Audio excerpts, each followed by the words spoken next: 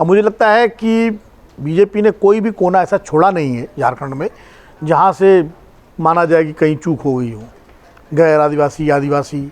और पिछला चुनाव जो मैं गया था पिछली बार झारखंड, बड़ा विस्तार से मैं घूमा था, पिछले चुनाव में बीजेपी से ज़्यादा नाराज़गी रघुवर दास से थी लोगों की, और रघुवर दास से नाराज़गी आदिवासियों में भी थी और गैर आदिवासियों में भी थी, और उसका फ़ायदा कांग्रेस और जेएमएम के गठबंधन को मिला था।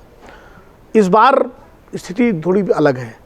स्थिति अलग इसलिए है कि इस बार जो एंटी इनकम्बेंसी होती है वो राज्य सरकार कांग्रेस और जेएमएम की है, जो हेमंत सोरेन की है, जो भी है उसके खिलाफ है। ये ठीक है कि हेमंत सोरेन की गिरफ्तारी से एक सहानुभूति का लाभ उनको आदिवासियों में मिला है। अब वो कितना चल पाएगा, कितना, ये तो नतीजे बताएंगे, लेकिन ये ज़रूर माना जा रहा है कि इस वक्त जितनी तैयारी बीजेपी ने की है और जिस तरह उसने वहाँ पर साधन संसाधन, प्रचार, मुद्दा सब किया है, उसका मतलब इससे उसका अपर हैंड वहाँ दिख रहा है, मजबूत दिख रही है, बीजेपी मजबूत दिख रही है और अपर हैंड दिख रहा है।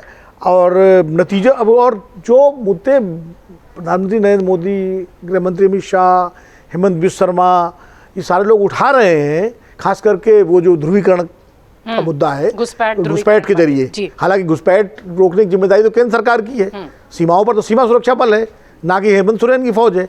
इसको काउंटर नहीं कर पा रही है ये जेएमएम और कांग्रेस, जो उनको करना चाहिए, ये पूछना चाहिए कि अगर घुसपैठ हुई है पिछले 10 साल में, 10 साल में केंद्र में किसी सरकार है, जो वो नहीं पूछ पा रहे हैं मुझे लगता है, क्योंकि वो अपने, राहुल गांधी तो अपना एक संविधान बचाओ उससे आगे बढ़ नहीं पा रहे हैं, और हेमंत सोरेन स्थानीय मुद्दे पर है।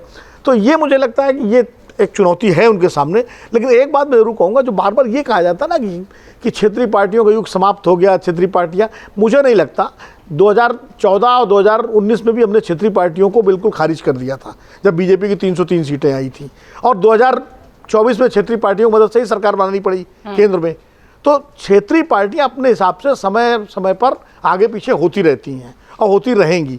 भारत में जितनी विविधताएं हैं, सामाजिक और राजनीतिक और क्षेत्रीय, उसके हिसाब से क्षेत्रीय पार्टियां हमेशा प्रासंगिक रहेंगी। उनका स्वरूप बदल सकता है, लेकिन रहेंगी वो प्रासंगिक। बिल्कुल। अगर आप ये वीडियो YouTube पर देख रहे हैं तो हमारे चैनल को सब्सक्राइब कर बेल आइकन दबाएं, और Facebook पर देख रहे हैं तो हमारे पेज को लाइक करें। 8 मिलियन प्लस सब्सक्राइबर, आपके इस भरोसे के लिए बहुत धन्यवाद।